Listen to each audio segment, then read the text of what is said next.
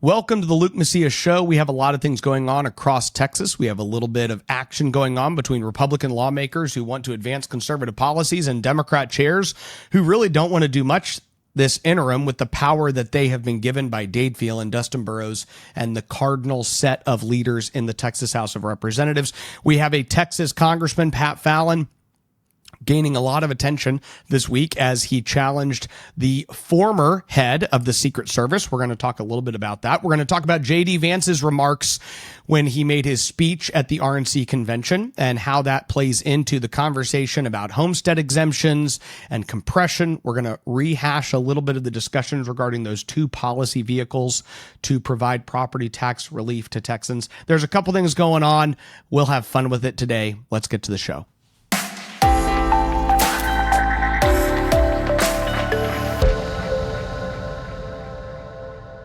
There is a lot to cover today. Before we go statewide, I want to start with local. And what I mean by that is that Tarrant County, which is the largest Republican county in America, it is the only red urban county in America. So nationally, it's the phenomenon. It kind of stands out.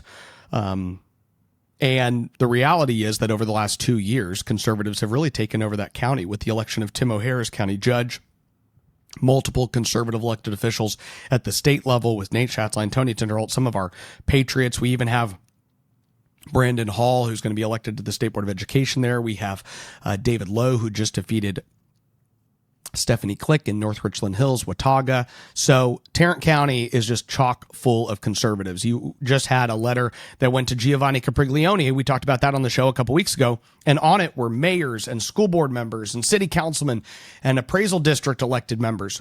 The reason this is significant is because Tarrant County is not only red, it is conservative red, which is a huge testimony to all of the work that the grassroots have put into that county and the leadership that it is now under and the direction they're taking their community. Well, the Tarrant Appraisal District moved this week to do something that, we're going to get into whether it can or can't be done, but I appreciate that it was done, which is that they moved to once every 2-year appraisals for residential properties. They also increased basically the level of proof that needs to be provided to them to raise residential appraisals more than 5%. I think this is awesome. It really shows that at the local level, we need to be as creative as possible to address the problems with property tax relief. We are going to get into J.D. Vance's remarks and the conversation around property tax relief in general. Mitch Little is being a little boring right now and saying he thinks this might be illegal. So Mitch, I don't know why you're complaining about this. Seems like a pretty good idea.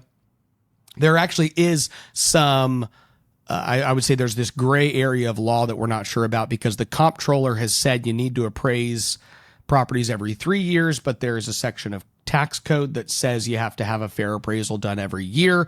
So there's these two different directives given, and it's unclear about what direction the county can take regarding an every 2 or 3 year appraisal. I do appreciate this. I also appreciate that they're doing it on residential properties, and that's going to get into J.D. Vance's comments during his vice presidential acceptance speech at the RNC. I want to remind y'all about a conversation that was had last session. We walked in with a massive surplus, $20+ billion, and ultimately it was like 11 billion. I can't remember the exact number that we ultimately came up with, but maybe 12, 13 billion of new property tax relief that was delivered to Texans. Now, at the time, there was this discussion. First, I'll remind you that politicians like to double count their relief. So they'll take whatever they gave you 2 years ago and they'll count it in for this year and say that's property tax relief. So they'll say, we're giving you $20 billion of property tax relief, when in all reality, they're double counting the $7 billion they gave you last year, right? So don't let them double count. Figure out what new relief they're going to give you, because your current property tax bill is based on your current level of relief, the current level of commitment that the state has made. And so the question is, going into this session with an over $20 billion surplus, what are we going to do and how much relief are we going to give? Now, Greg Abbott has said he wants to deliver another record-breaking property tax relief number through the appropriation process. That is the encouragement, okay? The reality is, if it's not 90%, we're really not putting Texas on a pathway to M&O elimination. Now, M&O elimination is the school district portion of your property tax bill. You have MUDs and PUDs and cities and counties and library districts and whatever else you have on your property tax bill. Our goal, first and foremost, is to eliminate the school portion of your property taxes. Now, along the path, there is discussions about two different ways to do that. You're talking about tens of billions of dollars that is needed to ultimately eliminate that line item for you. I don't like property taxes. I'm sure you don't. I don't like it as a rental property owner, and I don't like it as a residential homestead property owner either, right? I don't like any property tax bill. But the reality is that the discussion that happened last session is between homestead versus compression. Now, not exclusively one or the other. Well, one side is exclusively one. And then on Dan Patrick and the Senate side and Matt Rinaldi and myself and others, we would argue for a split apportionment. What does that mean? Very quickly explained. M&O compression means you take $12 to $15 billion of this surplus. Okay, let's say 90% of the surplus, 18 of the $20 billion. You take 18 of the $20 billion and you equally spread it out by writing checks to the school district saying, here's money that you now cannot collect in the form of property taxes. And what this does is it takes every single property in these school districts and it decreases them the amount that the rate is compressed. Make sense? Okay. So this then leads to $180 or $200 or $300 or $350 reduction in your property tax bill. Okay? $400. It all depends on the property. But what this also does is that it spreads it out, meaning the big 20-story high rise across the highway from the house that I'm recording this in right now will receive a $20,000 reduction in their property tax bill. And I will receive this will receive a $250 reduction or something like that. And so that's what compression does. Now, the argument is, well, you just keep compressing until you get to zero on the M&O, right? That's one path. What Dan Patrick has argued for, which I agree with, is that you take about a third to a fourth of that money. I don't know, a fourth, a third, maybe 40%. So somewhere between 25 and 40% of the dollars that you're going to give to relieve property tax payers. And you give it in the form of a homestead exemption.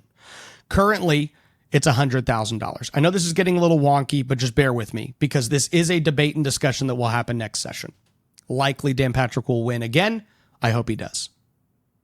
So a homestead exemption means that my home that I live in right now, if it's valued at $350,000 and I put a $100,000 homestead exemption on it, now I only pay taxes on $250,000, right?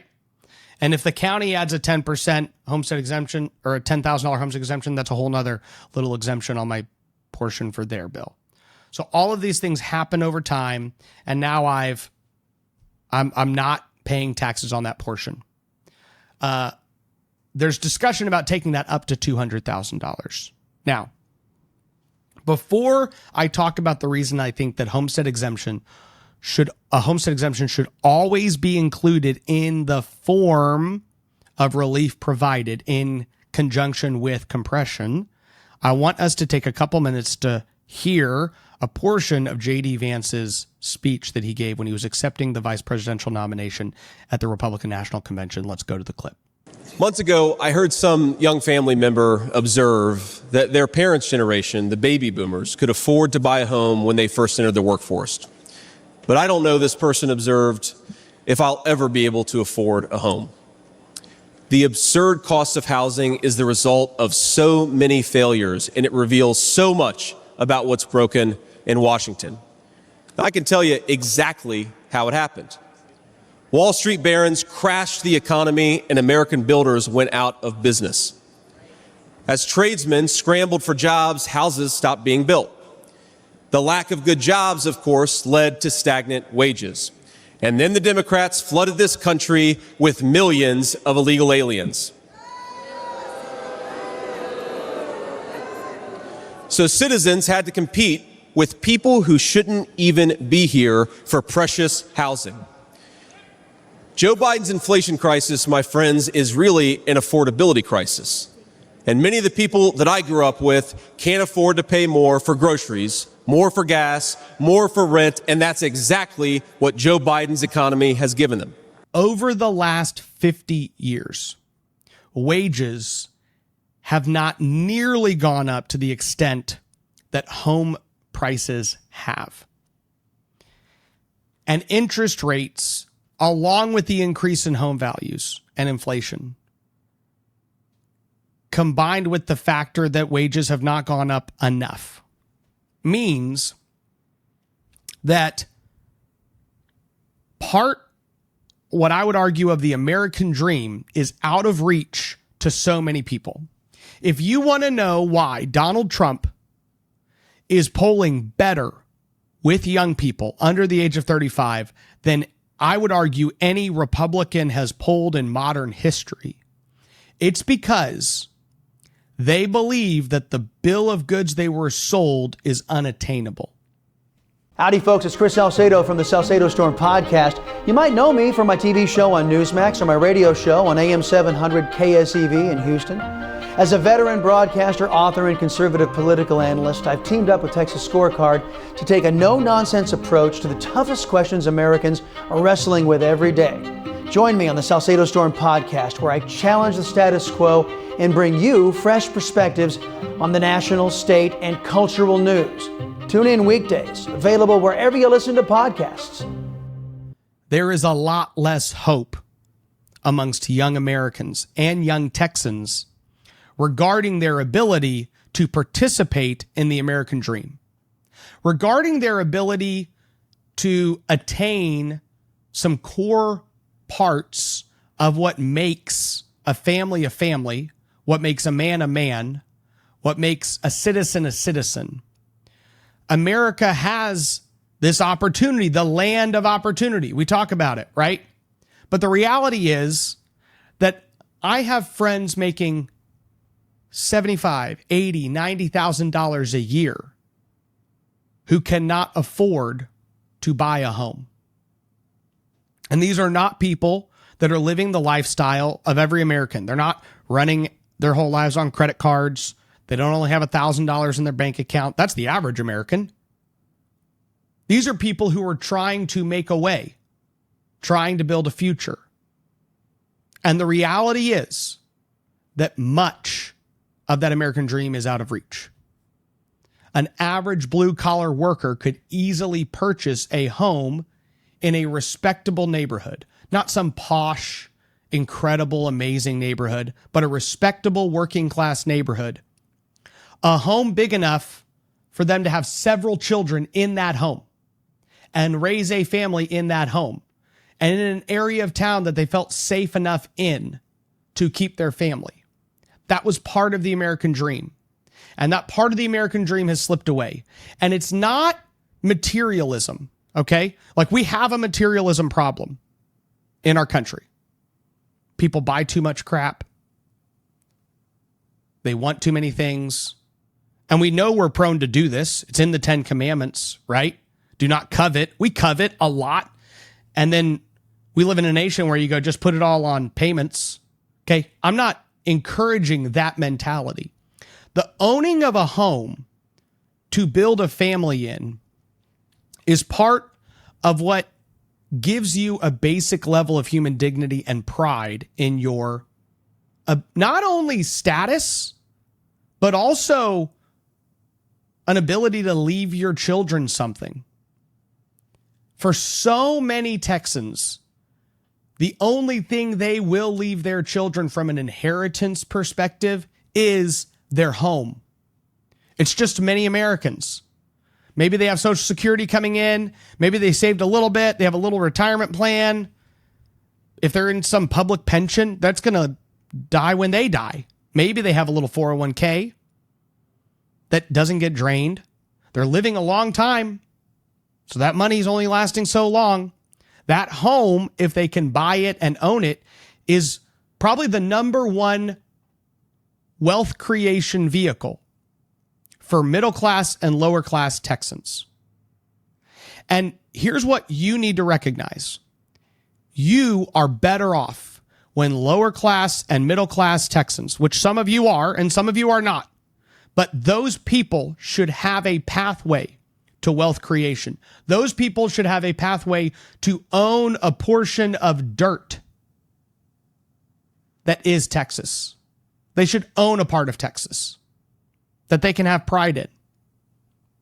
This is my soil. This is my land. So, here's my argument. When politicians go around the state and they campaign on property tax relief, they say things like, in Texas, I'm so offended that you don't even own your own home, you just rent it from the government. Okay? They rarely say, you don't even own your own strip center, you just rent it from the government. Or you don't own your own high rise, you just rent it from the government. Now, that's not saying that I want massive commercial property tax collections.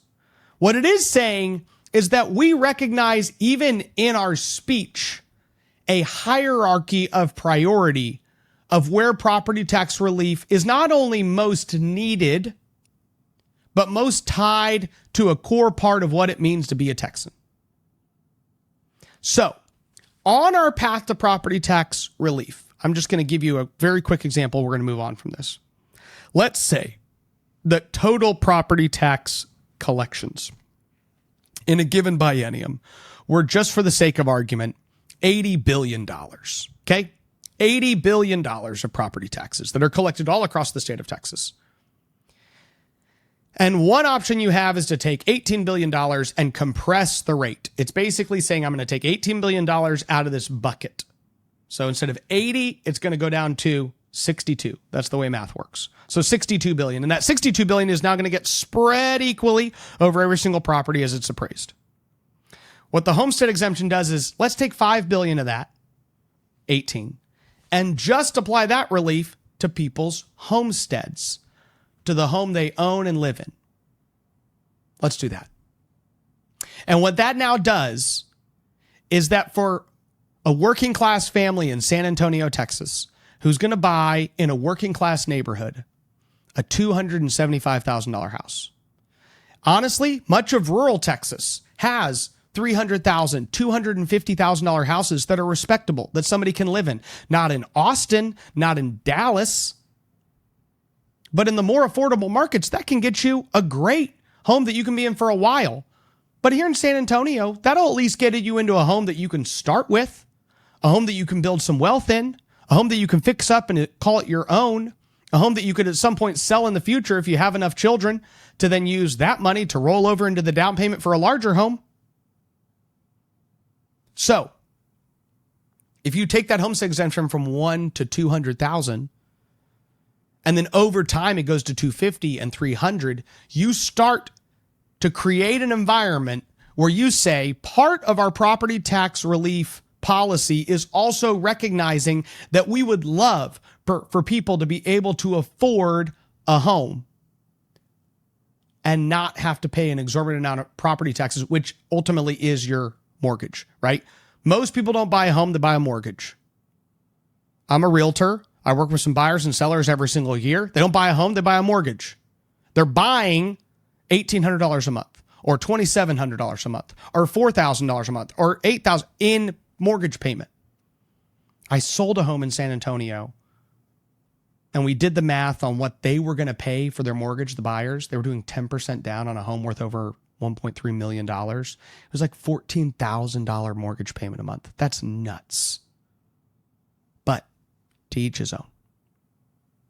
The point is you buy a mortgage payment. So if you take a home at $250,000 and say, oh, the first $200,000 of this home isn't taxed, that means your property tax bill could be as much as a lot. A lot that you pay $400 a year in property taxes, not $4,000. So, homestead exemption should be part of the discussion next session. They will be, because Dan Patrick has already said they will be. And I think that conservatives should understand that that should and must be part of our property tax relief package. And I think J.D. Vance was right to highlight the affordability crisis that's going on. Okay. We're going to stay national before we come down to Texas. So I'm going to go to a clip of Congressman Pat Fallon grilling our now former head of Secret Service. And this is the woman who's gained a ton of attention all across our nation. Pat Fallon is from Texas. He was a state representative elected with that Tea Party wave in 2012. And then he went and served in the Texas Senate. And then he went to serve in Congress. Now, Congressman Fallon, I think, did a masterful job challenging her. This is about half of his exchange with her, which we're going to go to in a second. But I think it's relevant to know that the things that our Texas congressmen are doing at a national level that should make us proud. So let's go to this clip. So you said, do you remember in an ABC interview you did that you didn't have people on the roof of the AGR building because you were worried about safety because of the slope? I recall that statement. Okay. Does the Secret Service have written policy you can share with us about slope roofs? No. Okay. So why'd you act like there was one? Because is it your practice to comment on enormous events of enormous national implications when you're ignorant of the facts? That's rhetorical. So here's this thing with the slopes. You go all up to like 1812, you can go to a 112, which is about as flat as you can get without it being completely flat. And you're saying that there was a danger, safety concern there, but the problem is, Director, you put your counter snipers on a 312 roof, which is steeper than the 112. And by the way, the 112 is ADA compliant. You can build a ramp for a wheelchair on a 112 roof. So these are nothing but pathetic excuses, and they make no sense, and they're a bunch of cow dung. All the law enforcement I've spoken with over the last 9 days are amazed that the AGR rooftop was not secure. And you want to know why? Because it's dangerous. I have never had any long gun training in my life. I own an AR-15, and last time I shot it one time my whole life. It was 6 years ago. That is until Saturday, where we recreated the events in Savoy, Texas, where we recreated what happened in Butler. I was lying prone on a sloped roof at 130 yards at 6:30 at night. And I knew that he had a scope, I didn't know what kind, red dot or magnified. So I shot 8 rounds from both. You know what the result was? 15 out of 16 kill shots. And the one I missed would have hit the president's ear. That's a 94% success rate. And that shooter was a better shot than me. It is a miracle President Trump wasn't killed. Corey Comparatore life is over because that damn shooter made it on the roof. And it wasn't the roof that was dangerous, it was a nut job on top of the roof. You know what else is dangerous? I believe your horrifying ineptitude and your lack of skilled leadership is a disgrace. Your obfuscating today is shameful. And you should be fired immediately and go back to guarding Doritos. Mr. Chairman, I yield back. Go back to guarding Doritos. Well done, Congressman Fallon. Honestly, it is pretty absurd when you think about it. Just how obvious that location was to protect. And as Congressman Fallon said at the end, how blessed we are that our president was not killed. So praise be to God. And I appreciate the fact that our president has recognized that he is only here by the grace of Almighty God, is what he has said multiple times. And I hope that these things draw him closer to the Lord. That's what suffering should do. That's what pain should do. Not only our own suffering, we even see the fact that other people's suffering draws us closer to the cross and closer to the Lord. And so my hope and prayer for our president is that this would be a wake-up call to the fact that he would fully understand who created him, and the fact that whether he is a former president or the sitting president, he is still under the King of Kings who sits on the throne. So last thing I will say nationally is that y'all have all seen that Kamala Harris is now going to be the presidential nominee of the Democrat Party. I don't think there's a path to anybody else getting it. I talked on this show about the implications of Joe Biden and his downfall. It is going to take some time for us to see how the polling starts to bounce back. If it bounces back for Kamala, I'm doubtful. I think there will be some bounce early on just because there's a little energy around her, and she raised like $200 million in a couple days. But once that settles, I think she's still going to be under Trump significantly. The question is whether she will at least do a little better than Biden and recognize, I talked about this a couple weeks ago, that the reason Democrats needed her is because they at least need her to do a little better than Biden, even if she's going to lose, because that might keep a couple state rep seats in play, right? Which is probably why a bunch of Dade Phelan's Democrat chairman and all the Democrats that actually support him endorsed Kamala Harris. Victoria Neave, Joe Moody, Sinfronia Thompson, Harold Dutton, and a slew of all these other Democrats recognize the fact that Dade Phelan's only path to staying the quote-unquote Republican Speaker of the Texas House is getting all the votes of those Democrats. And all those Democrats who just put out a letter saying, we're all in behind Kamala Harris. That's it. So the same people that are saying we want Kamala Harris to be our president are also saying we want Dade to run the Texas House. That should tell you something, right? So they all signed a letter. We're all in for Kamala. And the funny thing is, Victoria Neave did have time to sign a letter saying, I'm all in for Kamala. She did not have time to actually respond to Tony Tinderholt and Nate Schatzline, who reached out to her as members of her committee. So she chairs the County Affairs Committee in Texas. And remember, there's show horses and work horses in the Texas House. Okay? Show horses and work horses. The show horses are a lot of the leadership who basically engage in rhetoric and try to make it look like they're working really hard, but don't actually focus on advancing as much policy as possible. And then there's workhorses like Nate Schatzline and Tony Tinderholt, who are actually trying to advance as much policy as possible. So they are on the County Affairs Committee, but they have a Democrat chairman in Victoria Neave, who did just endorse Kamala Harris. Now, their County Affairs Committee could be working on policy now. The interim could be a time where a lot of policy is discussed and potentially basically worked on so that it can advance later, right? Well, Tony Tinderholt and Nate Schatzline sent Victoria Neave a letter saying, hey, we're on your committee. We don't have an interim hearing scheduled. We're asking you to have an interim hearing. And what we would like addressed at this interim hearing is taxpayer-funded lobbying.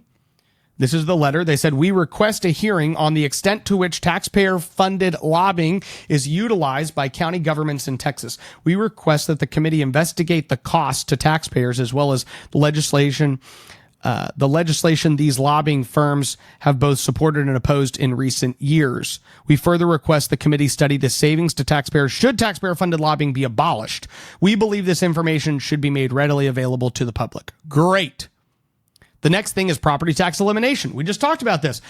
We request the committee study the actions the state of Texas could take to encourage counties to offer greater exemptions to all homestead property owners. We further request that the growth of county property taxes and the drivers of that growth be studied and released by the committee for the public's awareness. And then last is the impact of illegal immigration. We request that the committee study the total annual cost of illegal immigrants, the total cost that illegal immigrants create for all counties across the state of Texas. This includes, but is not limited to, the cost of healthcare, emergency services such as police, fire, EMS, jails, courts, county assistance programs, and any other costs associated with providing services through counties to illegal aliens. Have they gotten an answer? No. And here's the thing. The week before, Steve Toth sent a letter to Abel Herrero. Steve Toth serves on the Corrections Committee. And again, Steve's like, we got to get to work. This is the time. The people of Texas expect us to show up. Last session, there was this funny thing where conservatives were challenging leadership to not go on these like 5 and 8 day weekends because we only have 5 months every 2 years to pass laws. So they started voting against all these recesses that leadership would put people on. And Cole Hefner and Jared Patterson, all those guys, they got all obsessed with looking like they were getting to work, right? And so they would just tweet out all the time. Every time a committee was meeting, they're like, we're meeting, we're getting things done, let's get to work. And that was their saying. If any of y'all are following the Text Ledge kind of Twitter verse last year, you would see this. Let's get to work. That was their slogan. And they were really excited. And they were trying to stick it to the conservatives that were telling them we shouldn't go home for 5 and 6 day weekends. Well, guess what? They still ran out of a bunch of time because they didn't take their job seriously. They didn't get to work. and they killed a bunch of conservative policy. So Steve Toth is sitting here going, we're in the interim, let's study it. And he said, hey, this is what he wants the committee to be looking into. What is the number of illegal aliens housed in state and county facilities? This is the Corrections Committee, our prison system. What is the total cost of housing, feeding, and medical care for these illegal aliens? How many guards have been assaulted by illegal aliens over the past 10 years? How many different countries are these illegal aliens from? How many of these illegal aliens are on the terrorist watch list? How many are from countries that have had illegal aliens on the terrorist watch list? Are any of these illegal aliens from nations on the terrorist watch list in with the general population? These are questions he thinks the Corrections Committee should be getting answers for. And when you hear them, you go, duh, I would love to know the answers to those. What would keep us from getting them? Well, what would keep you from getting them is a Corrections Committee chaired by a Democrat who supports illegal immigration saying, I don't want to figure out the answers to those questions. And that's what's happening. So thank you, Steve Toth. Thank you, Nate Schatzline. Thank you, Tony Tinderholt. Brian Harrison. You know, I talked about how Brian Harrison and Nate Schatzline have been putting pressure on Chairman Moody to address some of these same issues in his committee, which they also serve on. So there's a lot of great policies being pushed and pushes being made to help conservative policy be worked on so that it's ready to advance as soon as this election is over. Unfortunately, these Democrat chairs are putting some roadblocks in place, is the way you would say it, to prevent conservatives from working on this policy, but it's not going to stop you or me or the conservative lawmakers coming in from saying, we're going to get to work and we're going to work on these issues regardless. There's a ton that can happen next session, especially as we look at a reformed Texas House that seems to be coming together. The legislature, the legislative body, we call it the lower chamber. The Senate's the higher chamber, the upper chamber. The House is the lower chamber. But the lower chamber is in a position to be reformed more than ever before. And many existing Republican lawmakers are waking up to that reality on a regular basis, that things are going to change. It doesn't mean that you or I or the most conservative lawmakers are going to be super happy that every single thing they could possibly want this chamber to do, they're going to do. No, that's not political reality. Wake up. It doesn't mean that the speaker is going to be the most rock-ribbed conservative you've ever seen. No, but it does mean that that chamber is moving to the right substantially and is also moving away from the kind of frat boy corrupt culture, the bully culture that largely dominates the hierarchy that currently exists. So those are some things going on in this state. I'm really excited about what's happening. And I hope that you've learned a little bit about policy today. I hope you've seen a little bit about what's going on across the state at a local, national, and state level. And you understand that now is the time for you to be engaged. Okay? Are you engaging with some of these champions coming in? Are you helping them? Are you working with them? Have you donated to them?